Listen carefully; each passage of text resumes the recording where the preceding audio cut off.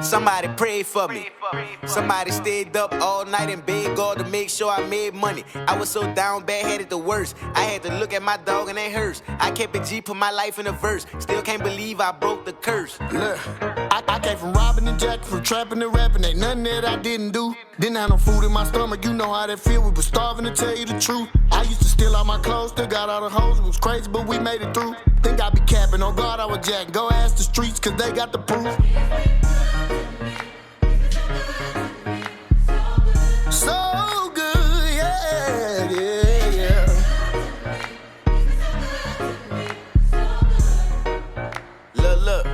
Look. I got some real ones living through me. Yeah, I don't work that job before. Yeah, I don't work that regular job before. Different job. I know how to do a lot of things, man. I worked at KMC down in Noonan, Georgia. They had a buffet. They had a buffet back in the day. And what's crazy is I was like the buffet master. You know what I'm saying? Man, like on my off days, they'll call me, be like, "Hey, Treese, we need you. He can't keep up with the buffet. We got a crowd." Just call me in. You know what I'm saying? But anyway, man, I worked at KFC. My first job I ever had when I was like 16 years old, my cousin was a judge. My cousin, the judge, got me a job at McDonald's on. It was right. It's at the West End. McDonald's on the West End. You know what I'm saying? But yeah, I don't work jobs, man. I work for this company. Big shouts out to Bill. He taught me a lot. I work for this company called Commercial Kitchens of Clayton, like Clayton County up here. And we went around the country, y'all. We went around the country building up Moe's restaurant. Welcome to Moe's. Like if you ate in the Moe's restaurant really anywhere in the United States, there's like a 75% chance that I helped put that Moe's together, y'all. This is real talk. Any Moe's in the United States that was built in the last, we'll say, 15 years, there is a good chance, 10 years, I can say 10 years, there's a good chance that y'all have ate at a Moe's that I have helped build. When I say build, meaning like when we get there, we leave from Georgia, we go, if it's Pennsylvania, when we get there, all the electricians, I put all the electricity to work inside of the Moe's building. It's only a building at this time. There's nothing inside this building. You know what I'm saying? But rooms. So we go to our hotel. We settle in that night, depending on what time we get there. We go look at the site. We go back to the hotel. We chill out, smoke our weed, chill, whatever. And then the next day, the trailer come, it be the equipment. Or the furniture come on like the next day. The equipment come first. That's the stove, that's the sneeze guard, that's the the oven, all that stuff. We put all that stuff together, bam, put it over there, bam. Then the next day, like the furniture and stuff come. We talking about I meant the sneeze guard come with that. The sneeze guard. We talking about the granite, that little wall that y'all walking by, looking down at that through the glass. We put the glass right on the sneeze guard. That wall y'all right there that y'all leaning on, looking where the cash register is on the wall, like all that. The plugs up on it. I actually cut them out myself. Cut them out, put the plugs on there, bam. Screw that jump in there, back up, bam. Get the computer wires. I did all that. The racks that's hanging on the wall, screwed them in the freezer. All the chairs that y'all seen in them Moe's, I put all the chairs together, all the seats, all the little. I did all that, man. I know how to do it. And when I first started working, I didn't even know how to read a tape measure. He was like, one thing you got to know how to do is read a tape measure. You know how to read it? I was like, no, sir, but I'm a very fast learner. You just give me a chance, and I can show you. And man, we all over the world. I'm talking about Vegas, New York, Tennessee, Florida, Idaho, Chicago, Detroit, Pennsylvania, Alabama, Florida, man, Maine, Maryland. Went up there, see my partner Topper them up in Maryland, man. I'm talking about all over the place, man. Ice skating, everything. You know what I'm saying? So like I done learned a lot of things about hand from different jobs. You know what I'm saying? So, but the last job I had, I met a guy through a family member, and he had a warehouse, like his own little small little warehouse. And it was actually in the Southwood kind of area. And it used to be a lumber yard. I'm familiar with the area. He's not, because he's not from around here, but I am. But anyway, he had a little warehouse, and he had a non-profit company. And he had like things coming in from donations from like Post with all the cereal and the Fruity Pebbles and the Fruity Pebble treats and all that stuff. Then he had Clorox. Clorox was giving donations, a lot of Clorox wipes and anything that Clorox products, he got in there and stuff. So, it was a nice little setup, man. And he needed somebody to, help load the tractor trailer that would come. He had a friend had a tractor trailer. They had buyers, things of that nature. That's what I didn't know. They had buyers. It was for donation. So like a red flag didn't go up with me right then. You know what I'm saying? So anyway, I'm helping load the truck, pallet jack. They learn how to do the forklift. They got an older guy there. Big shots out to Mr. K. I love you, dog. So, we was doing it.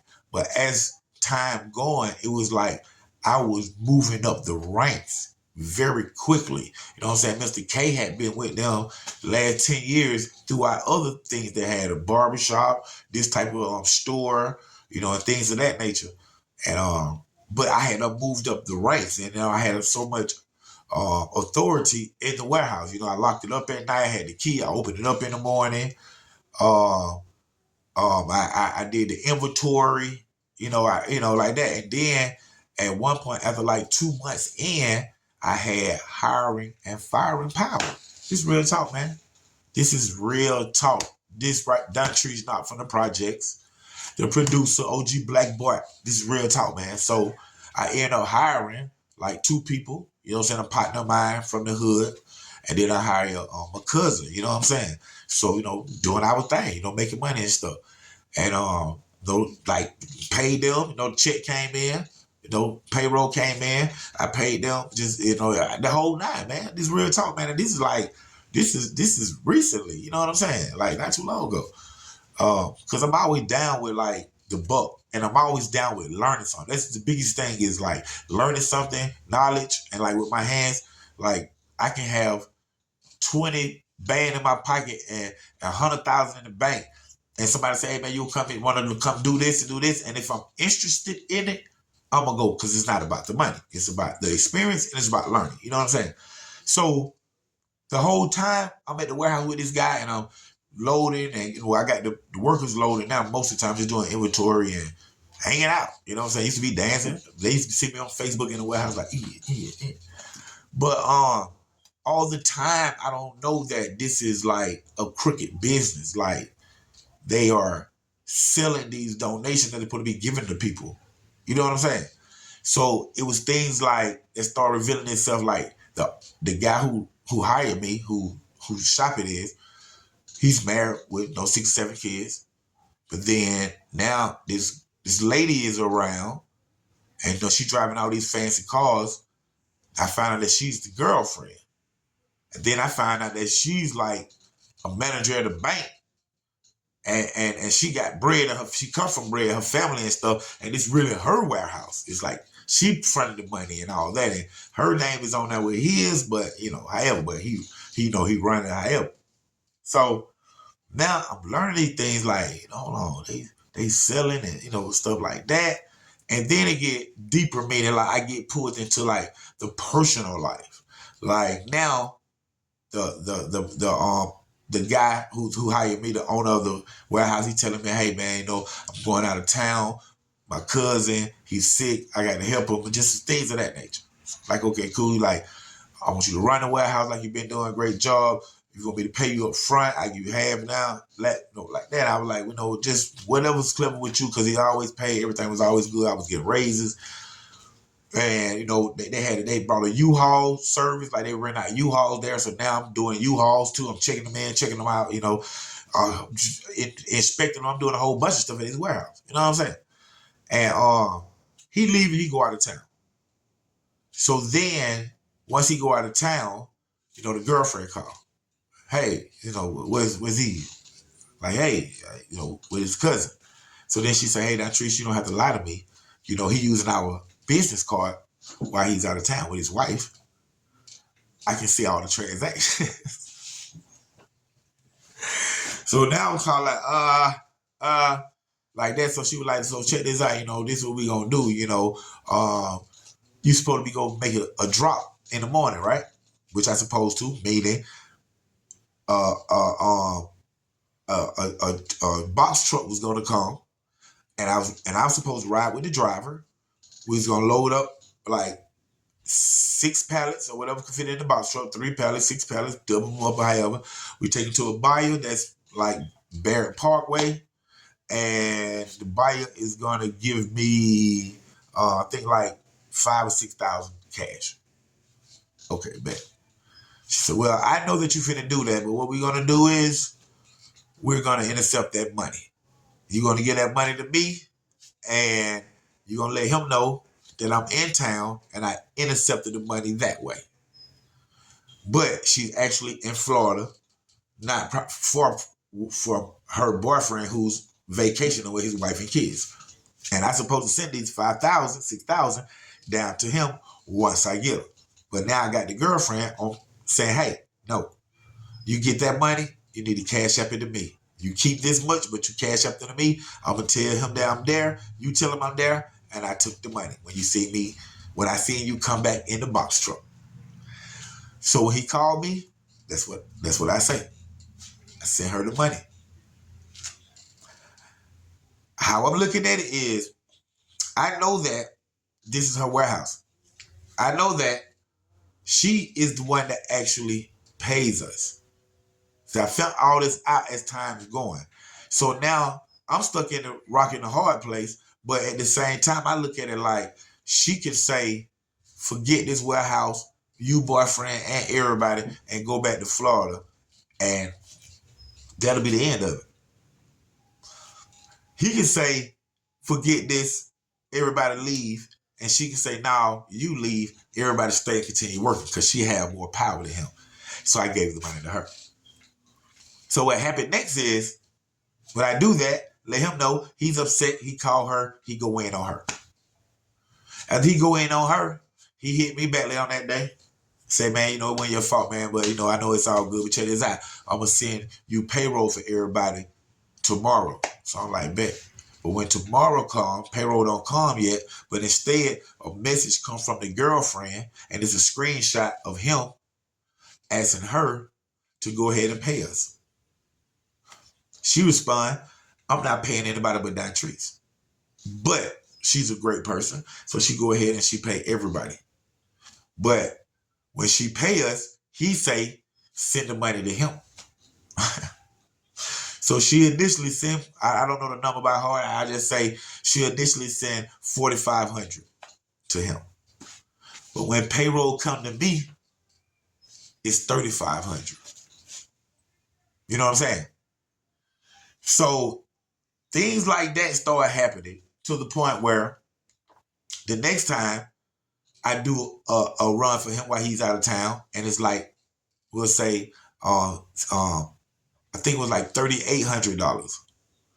And he tell me to send it to him. This time she don't know nothing about it. I send it to him. Send it to him. I continue working. Next day, Tuesday, Thursday, Friday, got these workers. And then when Friday come, I'm waiting on payroll. So when he sent me payroll, because he was gone by 2, maybe 3 weeks. When he sent me payroll, when I look at it, it's short. You know what I'm saying? So I pay them, but when I pay myself, I'm paying myself like $700. When my shit was like $1,000 a week. So when I see the self, I get, man, get them there, make sure they straight though, but I get my 7, then I call them, or I send them a text. And I say, hey man, why my pay been going down the last few weeks? And he was like, well, the warehouse ain't been making anything. Well, he said, the warehouse ain't really been making that much. But he's out of town for, like I say, about 3 weeks. I am the manager of the warehouse. And I am the inventory guy too. So I know what goes out, what gets sold, and all that. So it's like, so now he's Black Bart. Let me say that. I'm gonna blank that out. But yeah, that's what he's doing. So with that being said, y'all know how I rock. You know what I'm saying? The story ain't the story unless it's a story, right? Things of that nature. So what happened is one day a new product come in. It was some Clorox sprayers. And of course, the time they come in, it was new, it was hot, and they was going for like at the most $130 at Home Depot. So he was, hey man, y'all check this out, man. You know, y'all make sure y'all don't touch them right there, man. I got them sold already. So I'm like, all right, can we get one on? Like, nah, man, I got you though. All right. So them came in, he sold them. About 3-4 more pallets came in, he sold them. He didn't never give me one. I just wanted one to take home, give it to my wife, whatever. However though, but anyway, so with all that being said, he's back in town now, and the checks are still like shrinking. But all this inventory going out because I got the numbers on it. So I'm like, okay, this is what he gonna do? All right. So what I do is, I tell one of my partners, when I close up the shop, we gonna go back, we're gonna grab a couple things, we gonna sell them. And we already had access to, like, he said, hey man, you know, y'all need something, just let me know what y'all get, how much y'all get, so we can keep count of it. So that's what I was doing anyway. So I had access to going down, get 5 cases of Clorox, this flavor, no scented, this scented, get a couple of cases of Clorox wipes, get some Fruity Pebbles, some Kellogg's, boxes by the boxes, you know what I'm saying, or whatever. Give it to my partner, boom, boom, boom, boom. We got $300, $400, $500 just like that right there in the hood. You know what I'm saying? Then help out the hood, give some away, do our thing. We did all that stuff with it. You know what I'm saying? I did anyway. So at this time, I'll tell my partner, come on up here, man. Bring the car with the hatchback. We're gonna load some of it up. He got some new sprayers that just came in, that they came after hours. His the box, like a box truck bought them after hours, and they wasn't on record. So we went ahead and got those, loaded them bitches up, took them bitches and put them bitches up. Put them up. You know what I'm saying? And nobody know we got them. That was just that. You know what I'm saying? Straight up that. And what happened was, I like the next day, I told a friend, you know how that goes. I tell the friend what's going on, my spot. This is what I got going on. He said, man, I got a spot up on such and such, and we been having a flea market thing. You can sell some of that. So I'm like, for real? Come on, let's go. So we go to the spot. Nobody went down. We load up a truck with like Clorox and stuff. You know what I'm saying? Clorox. Some of them sprayers too, things of that nature. We go to this spot in Atlanta, make a little money. Simply that. No, just regular day, because I can get stuff anyway. Well, what happened after that was later on that night, it was said from what they tell me, because I got blamed for it, that my partner came back with a crew and got like almost a little bit over $10,000 worth of product, which these cricket was supposed to have been donating anyway, and they was selling and making money for their own riches and shit, you know. But they say my partner came back and did over $10,000 worth of product. And of course, they blame me for it. You know what I'm saying? So I get the news when I'm waking up, finna get ready to go to the job, the warehouse. So I get the call by 5 in the morning. So trip. So I get the pistol with the extendo, put it in my front pocket, jump in the G-Ride, go to the job site. Get in there. The dude owned it, he cut hair, so he cut somebody hair. Cause he had it was so big, he had a little barbershop section in there. So I go in there, shut the barbershop door. They Black Bart, y'all. This ain't Don Tree no more. I go in there, sit there with the extendo. I really want to wait till he finna cut the dude, half of the dude could leave, but I don't even got that much time. You know what I'm saying? So I just like, man, what's up, man? What you talking about, man? He like, man, y'all don't wipe me out. I'm like, boy, watch your words, boy. Watch your words. He was like, well, your fingerprint ain't on it, but your footprint. You know what? I will accept that, because my fingerprint was on that, man. I did it myself. I ain't do it. wasn't authorized.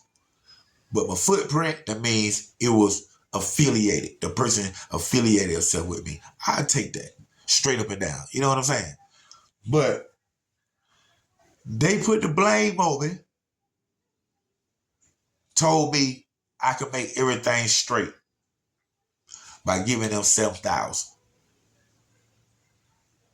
When I know tomorrow another truck with the same donation stuff finna come back here and he finna go sell it to the same buyer who wanted the stuff that my partner ended up getting, he said allegedly. He finna make the money right back. You want me to pay for some stuff that you supposed to be donating to people that's less fortunate. That I wouldn't even never start hanging around you, boy, when you doing that stuff, federal stuff.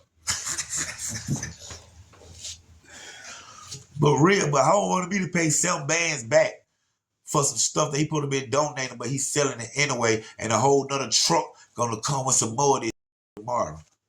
Boy, man, I almost slapped that man in the head with a pistol, man. For real, man. I almost, because we was in Fulton County, so you know how that end. I'm straight. I almost slapped that man in the head with a pistol, but I didn't because I was going to feel bad later because he wasn't going to do nothing about it. You know what I'm saying? I f with people who going to do something about it. You know what I'm saying? That'd be a little challenge right there. Thank y'all for tuning in, man. OG Black Bart, man. Underground Source TV, man. Y'all didn't think I worked and got, man, come on, man. Man, I'm a law-abiding citizen, y'all. What's up? California, stand up. Somebody prayed for me. Somebody stayed up all night and begged God to make sure I made money. I was so down bad, headed the worst. I had to look at my dog and it hurts. I kept it G, put my life in a verse. Still can't believe I broke the curse. Look, I came from robbing and jacking, from trapping and rapping. Ain't nothing that I didn't do. Didn't have no food in my stomach, you know how that feel. We was starving, to tell you the truth. I used to steal all my clothes, still got all the hoes. It was crazy, but we made it through. Think I be capping, on God I was jacking. Go ask the streets, cause they got the proof. So good, yeah, yeah, yeah.